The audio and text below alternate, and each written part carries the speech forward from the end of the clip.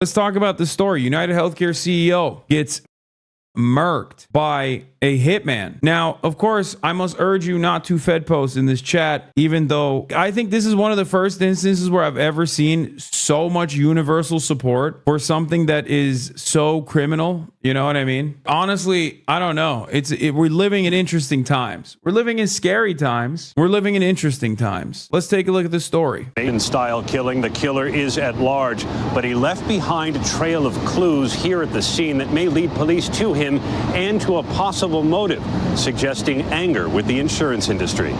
This morning, a frantic manhunt for the man authorities. So this dude, big homie over here, okay, Mr. CEO, walking up to his hotel, okay, having a wonderful day. You know, he's like, man, I can't wait to get a child with cancer, no coverage, so their family is saddled with medical debt. You know, just a regular old day for Mr. CEO. He's just like, walking over to my medical conference where I'm going to go, you know, hang out with a bunch of other CEOs and we're going to talk about how many claims we denied. I assume that's what's happening in the mind of a healthcare CEO on any given Sunday, right? Like, you got to be constantly thinking like, man, $35 billion in pure profit this year. What a banger. Artificial intelligence to deny claims, 90% of which are actually wrong. What a fantastic invention I engaged in. The medical innovation. Oh my Lord. The amount of coverage that we can just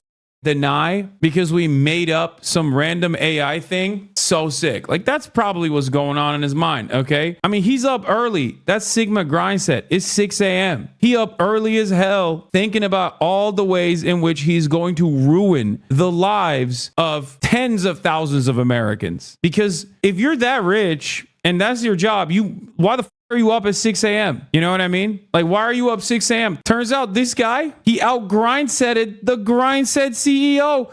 Turns out he's up at 6 a.m. This was up at 4 a.m. Okay. There's always a guy out there working harder, working smarter. He was like, oh yeah, you're up at 6 a.m. Guess what, dude? You're down at 6:30. Okay. That's what he said. Walks up to him, bloom, blap, bloom. Now, those weren't the sounds that came out of that gun because as you can see, this is a very long barrel. Guess what? That's not a barrel. That is a silencer. That's right. Now, the interesting part about that is, no, this was not a fart. It was silent but deadly, but it was not a fart. Okay. It was a suppressor on his pistol and most likely using was subsonic rounds as well. That's the speculation on why he had to constantly like rechamber after, what is that what it's called? Like when your gun is jamming, basically, which was really crazy because it looked like an open and shut, like professional case. And the reason why I say that is because he was so cool throughout this entire process. I don't mean cool like, oh my God, he's like swagged out. That's a totally separate conversation. I mean, like, he was cool as a cucumber. Like, he was very calm throughout this process. He was very thorough.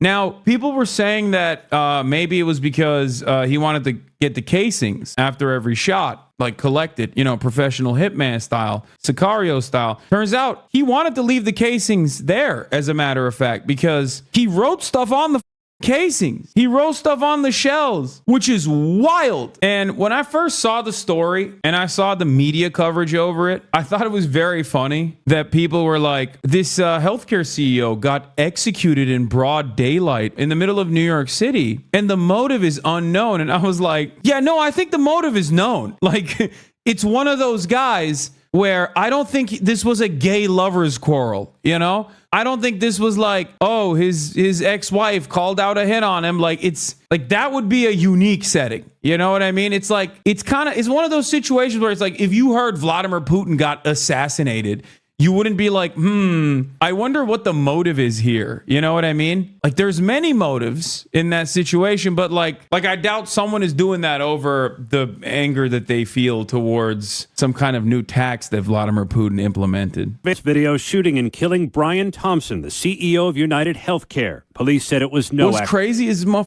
was wearing a quarter zip in this profile picture. Like, at this point, it's such a meme. Like, these guys, they love their quarter zips, dude. I'm sorry. Like, what are we doing, dude? Why? You took a headshot, no pun intended, and you were repping the quarter zip in the headshot. You know, what are we doing here? What's going on? Y'all don't got nothing else? You just got quarter zips? Every indication is that this was a premeditated, pre-planned, targeted attack. The gun appears to have a silencer and jammed. When the shooter cleared it, police say he fired again. From watching the video, it does seem that he's proficient in the use of firearms, as he was able to clear the malfunctions pretty quickly.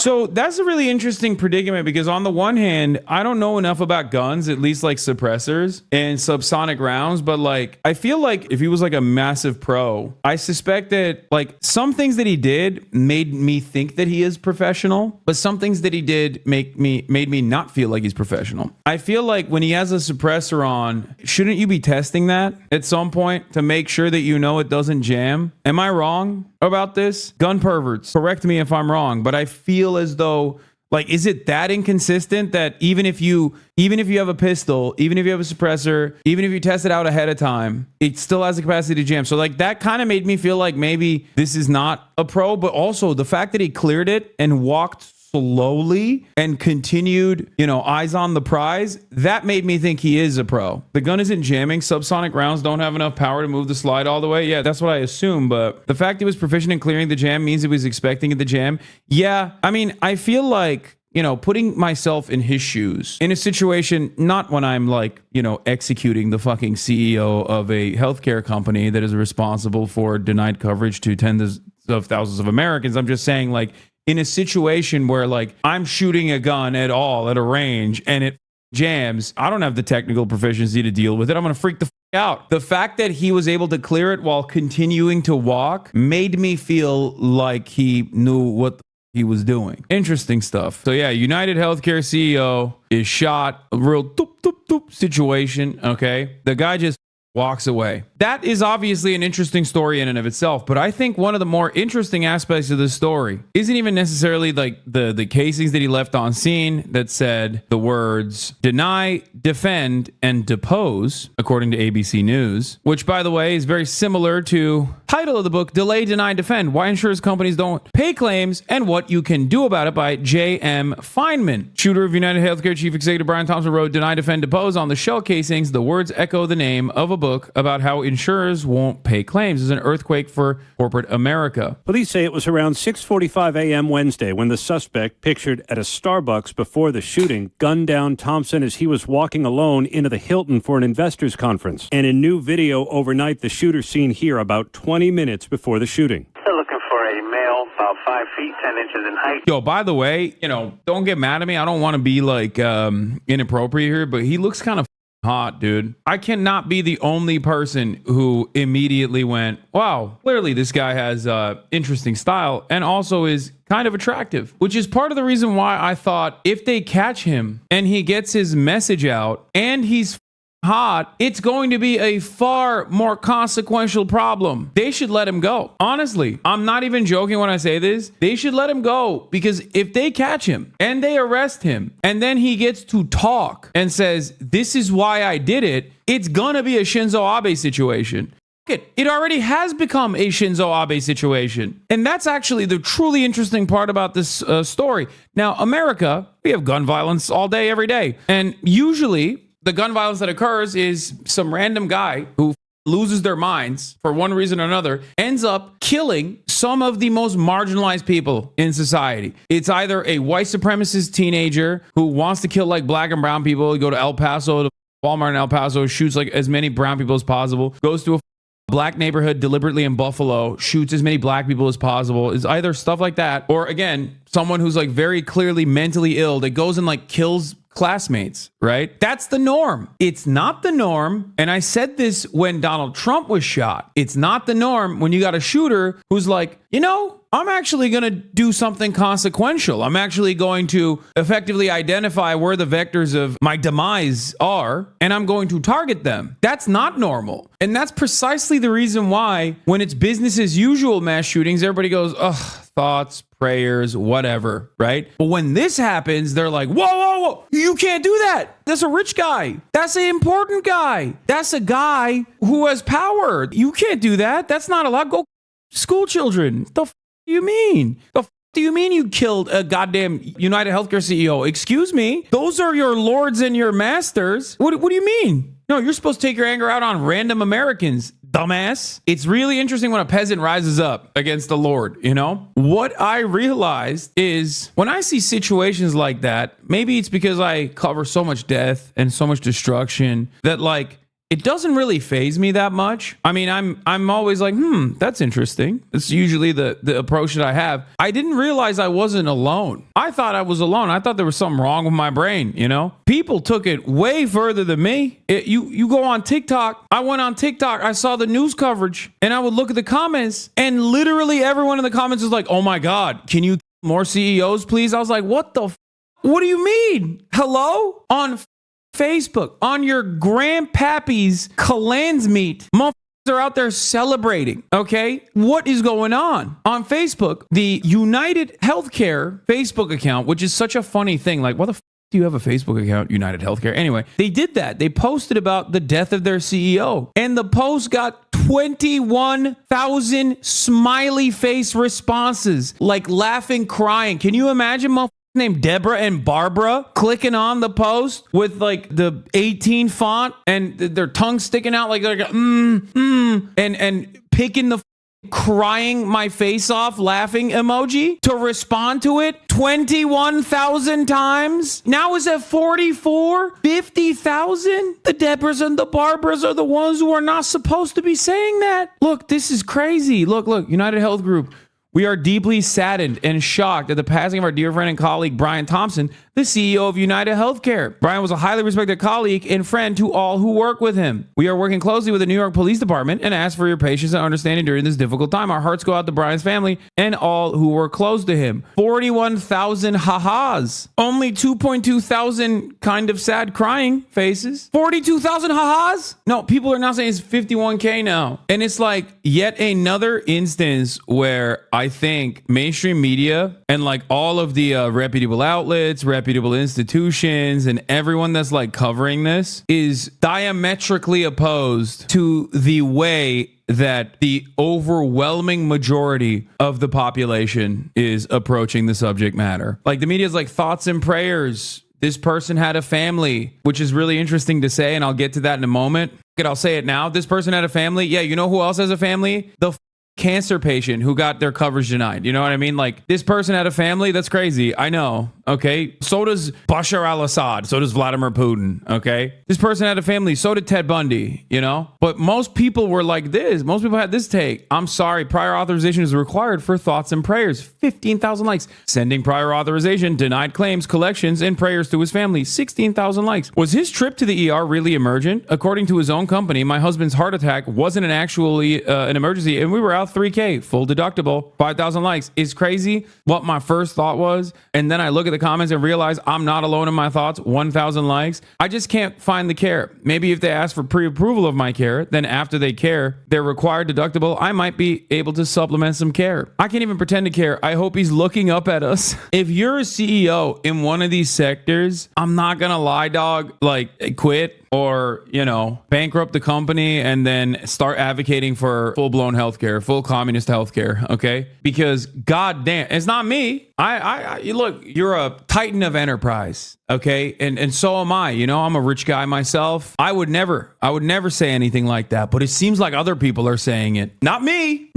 Can't catch me slipping. I'm not saying it, but other people certainly are saying it. That's what I saw. I saw this and I thought to myself, damn, people are really upset about their health care. Then I thought to myself, if only there was a guy who wanted Medicare for all. If he was president, then motherfucker probably be alive right now.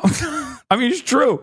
Literally. Maybe he wouldn't have made like $900 gorillion last year, but you know, he'd still be alive. You know what I'm saying? What's the JFK quote? Those who make peace impossible make violent retribution inevitable. Something along those lines, you know? I think about that a lot. Or was it MLK? Leftists are evil for wishing for people's deaths. Wishing for people's deaths. Dog, if you think, and I'm being so for real right now, okay? I'm being so for real with you. You can fantasize about this all day, every day. Like, oh, it's the leftists that are doing it. If you think 51,000 socialists are posting ha-has on Facebook, you might have gotten shot in the head too. There might be a bullet lodged in your brain. Okay. Maybe you could be like, oh, TikTok, like they're all little commies or whatever. No, dog, it's your neighbor and probably your aunt. Okay. The people who are excited about this is not just like some random card carrying commie that you fantasized about. It's your aunt. Okay. In between herself to old reruns of Steve Harvey, she posted haha on the United Healthcare Facebook post. That's your aunt, dog. Go check in with her. Stop fantasizing about card carrying socialists that want death upon everybody, okay? Unless you think your aunt is picked up a copy of Mao's Red Book or something. I'm gonna be so real with you.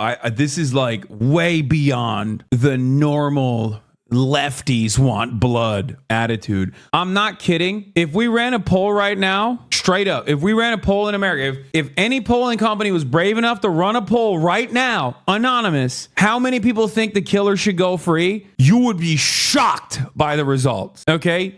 You would be shocked straight up. If any polling company has the balls, they should run this poll. The last time I was ever shocked in the United States of America was when they burned that police precinct down after George Floyd. And then they polled Americans on it. And it was like 80% was like, we know why they did it. That is the last time I've ever been like, damn, things are different. This was a funny ass tweet I saw. My husband hasn't posted anything on the internet in years. He didn't even post the photos of our wedding. And he posted this. The hatred that people have for healthcare CEOs, the hatred people have for CEOs aside, and they hate CEOs, I think. But the hatred that they specifically have for healthcare CEOs, like, dude, oh my God. Oh my Lord. Things are interesting. You can't deny it. It's a shame the only political party interested in capitalizing on the rage Americans feel that this unjust society is the one who wants to direct it at immigrants and trans people.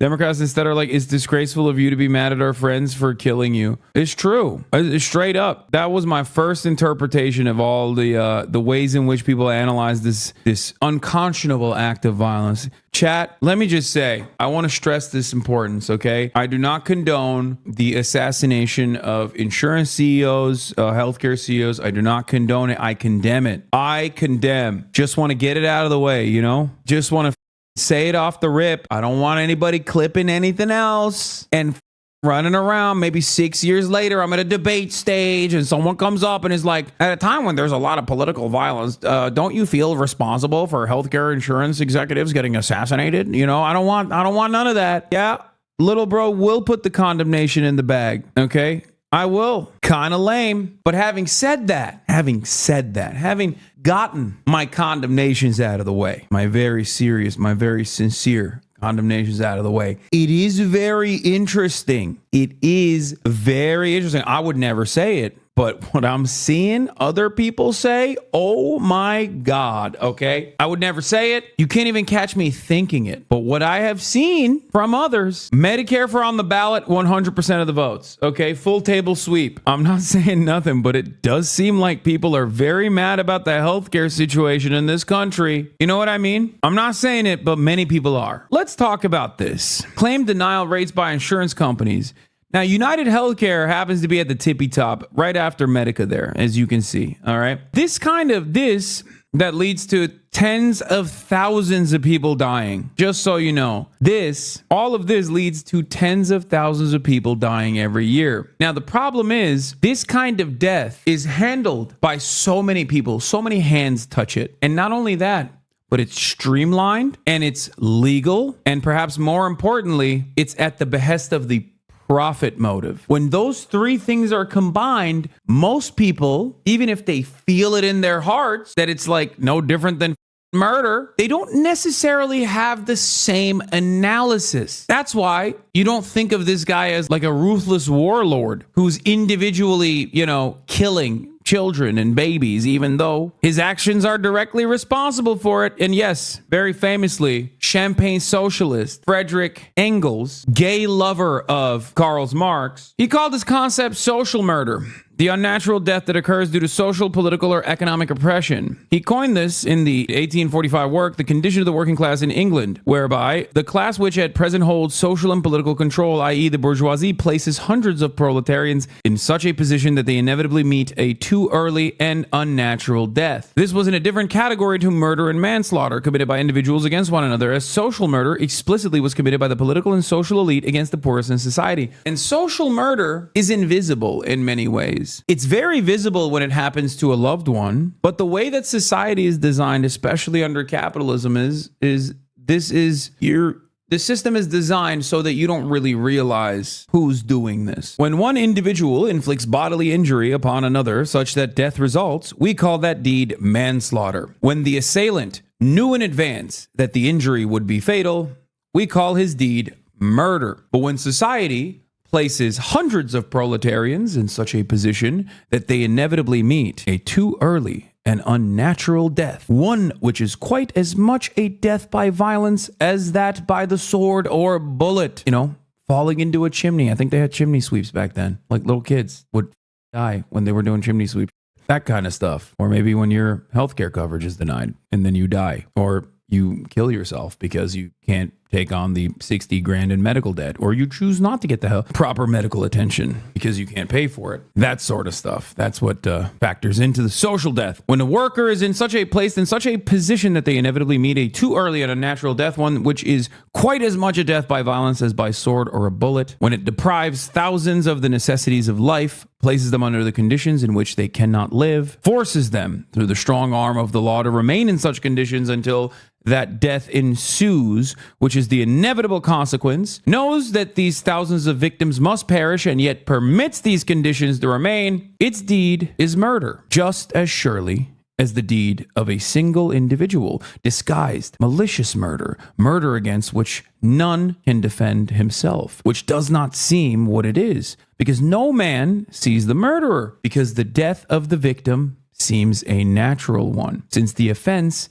is more one of omission than of commission, but murder it remains. And that's precisely what this is. This dichotomy exists within state violence as well. State retains a monopoly of violence, and therefore when the state engages in very violent ways, it is not considered violence. But when an individual fights back against the state, then it's violence. That's why when police use tear gas on unsuspecting protesters, it's not considered to be a violent act. That's why newspapers say violence broke out when protesters kicked back the tear gas canisters in the direction of the police. So that's what it is. That's what exactly this is, right? That's what happened here. And I think a lot of people, even if they don't fully understand that this person is responsible for a lot of death and destruction, I think that they are getting there. Does that make sense? I think people are angry and they're recognizing a little bit why they're angry. That's all I'm saying. But let's get back to our shooter. By the time police arrived, the suspect had run off and hopped a bicycle to get away. Detectives now working to determine whether he had pre-positioned that bike close by. New video overnight showing the suspect pedaling his bike on the Upper West Side. Officers found the 50-year-old... No way. He's just still biking around? Working to determine whether he had pre-positioned that bike close by. New video overnight showing the suspect pedaling his... Do we even know that that's the guy? Because what he's wearing is such a normal fit. It could be anyone, really. I don't think that's the guy. I think the cops should just give up on looking for this guy. It could be anybody. I don't think that, innocent victims should get caught in the process and be harassed. I feel like that's not him. It's not the same bike. It doesn't look like the same guy. It just looks like a different guy. Why are we harassing random civilians? You know what I mean? Like, I saw the dude's face and I was like, I don't even know what he looks like. I can't see it. I don't know what his face is. I don't even know what a face is. I have face blindness, officer. Yeah, it's a real problem. I'm an anti-white racist. Was the guy white? I couldn't even tell. I'm race blind as well. I'm not only face blind, but also race blind. It could be anybody. I'm just saying. It's a weird situation. I don't see color. And also, I am completely face blind, so. The West Side. Officers found the 50-year-old insurance executive and father of two collapsed on the sidewalk. Did he have any known enemies or anyone that you've been able to find? Yeah, the American people. Even as the leader of a large corporation, Thompson did not have a security team with him. Investigators say they found a real man of the people. Think about all the jobs this is going to create, though, chat. Trump's America, baby. We got new jobs coming in. These motherfuckers are going to need to get security, like constant 24-hour security. Think about that. God, if I was like a private security guard company, oh my gosh, so many veterans will be hired. I do want everybody to know, yes, Brian Thompson won't see your cruel jokes about him because he's dead, but all of your friends that make millions and millions and millions of dollars off the debts of their customers will. Meanwhile, really interesting time for Blue Cross Blue Shield to come out with some motion. Blue Cross Blue Shield in Connecticut, New York, and Missouri has declared it will no longer pay for anesthesia for the full length of some surgeries. Well, okay then. Just kidding. Blue Cross Blue Shield in Connecticut, New York, and Missouri, as of today, said, never mind, we're not going to do that actually. They were like, oh, my bad. Hey, my bad. I had a real sudden change of mind, okay? Real change of heart. Kathy Hochul, New York governor, said, we pushed Anthem to reverse course, and today we'll be announcing a full reversal of the misguided policy. Last night, I shared my outrage at a plan from Anthem to strip away coverage from New Yorkers who had to go under anesthesia for surgery. We pushed Anthem to reverse course, and today they will be announcing a full reversal of this misguided policy. Don't mess with the health and well-being of New Yorkers, not on my watch. Kathy Hochul's so funny. Like, did you shoot the CEO? You can't take credit for that. You're literally using your police forces to hunt down this person right now. What do you mean? NYPD response getting cooked on TikTok. Yo, the billionaire who got shot, that was not funny. The police's response to that was hilarious. If you don't know what happened, there was a billionaire who got like assassinated today at like 7 in the morning. And the NYPD has been on the news all morning talking about like the footage, and they keep gassing up this guy. Every clip of the NYPD talking about this hitman is like, yo, he was nice. He was nice. He had to be a professional. If he wasn't a professional, he should have gone pro. His form was immaculate. You see the way he reloaded it when it jammed? Come on. Honestly, I've got my boys back in the station studying his form. This dude was elite. Used the silencer and got away on a city bike. Come on now. This dude is incredible. He might have been Jason Bourne. He's not kidding. That's literally every morning news show with a retired detective on basically had this. They were glazing, which, by the way, I wouldn't even say glaze. It's like LeBron, okay? It's like LeBron James. Like, is it glaze or is it valid? The question comes to mind. And I feel like the expertise that this guy demonstrated, I don't think it's glazing. I think it's valid. I don't think it's glaze. I think it's valid. Imagine planning and executing the murder of a CEO in public in the biggest city in America, getting away with it, then going online and seeing a bunch of Reddit experts explaining how you're not a professional hitman. Yeah, I think a lot of people are haters, dude. I think people are just straight hating on my man. It's like, have you had a situation like that? I don't think so. I mean, straight up. Look. This statement in and of itself is not celebrating this heinous act, okay? This wrong act. You understand me? I would never do such a thing. You can't catch me slipping today. Do you understand? You cannot catch me slipping today. But also, I mean, it was clean. Like, everybody's like, oh, well, he shot him in the leg first. Like, bitch, who cares? What do you mean? Oh, I'm sorry. I didn't realize that he was apprehended after unsuccessfully assassinating a CEO, because it seems like he was successful. I do not condone. I condemn. I'm just looking simply at the facts of the matter. That is the funniest part of it. Like, even after all of this, the police are on the hunt for a hitman, and they still got to be like, yo, this dude's game is incredible. Game respects game. Anyone know where I can find the full video of the assassination? Brother, are you kidding me? Where can't you find it? I think I've watched it like 700 times since it happened. And I was like looking away. I was like, oh, I can't see this. This sucks. I hate seeing this. This is really up. That's what I said. I was doing this the whole time whenever I would see it on accident, because my timeline was just literally all that. I would do this the whole time, dude. All the way to Oxford from London. 2 whole hours in the car. I'm going this is what I'm doing. My mom and dad are like, what's wrong, son? What's happening? I'm like, the shame, the horror. I just, you hate to see it. New camera footage. Oh yeah. Also, I don't know if this is the actual guy. You know, even from the first photo where you can kind of see his face, like he looks hot. I know it's a different fit. They think it's the same guy. He's just wearing a different fit. I do think that I do not trust the New York Police Department. I think what's best is to take a step back at moments like this. The police, let me tell you something. As you guys know, I love the police, okay?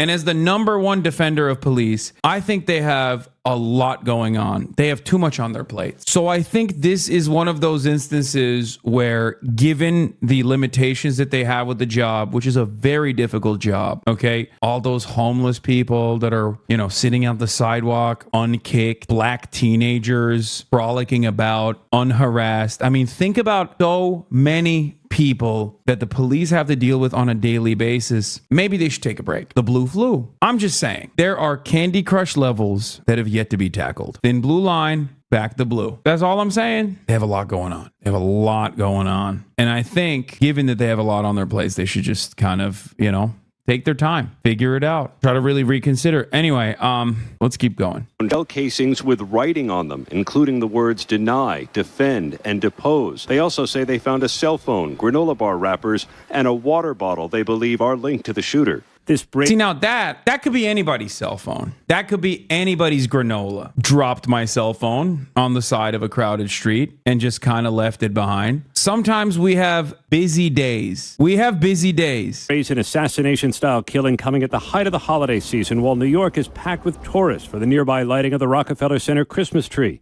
The NYPD increased patrols and security in the subways. You know, day to day in New York is really scary. And I think that this is such a funny take from like a random person because it's such a very clearly deliberate targeted attack. Dog, I don't think they're going to kill you. Okay. Like, what do you mean? Like, you know who should be scared in this process? Like other healthcare CEOs. If I'm a healthcare CEO and I hear about this, I'm gonna be like, oh my God, I am hiring the maximum security, okay? I'm hiring dudes that only did war crimes, okay? Blackwater mercenaries, but exclusively the ones that did the most amount of war crimes. I need just like the most roided up brigade around me 24/7. This guy, you're like a desk jockey analyst, okay? At some random corporation. Like, I don't think anybody's coming after you, dog. Like, it's not like if it was a mass shooting or something, like, yeah, that makes sense. You're like, oh man, America's so violent. Like, people randomly die in the streets. It's crazy. Like, this wasn't random, you know? That could be another clue toward motive. To take the time to actually write on the shell casings indicates not only premeditation, but also a deeply personal type killing. And those words, deny, depose, defend, those are words often associated with the insurance industry. Robin? All right, our thanks to you, Aaron. Yo, I'm not gonna lie, dude. Like, I already said this earlier, but if they catch this dude and he says his piece and he's hot, things will change. It feels like a real Shinzo Abe situation. Straight up. Like, this dude will be a god if they catch him.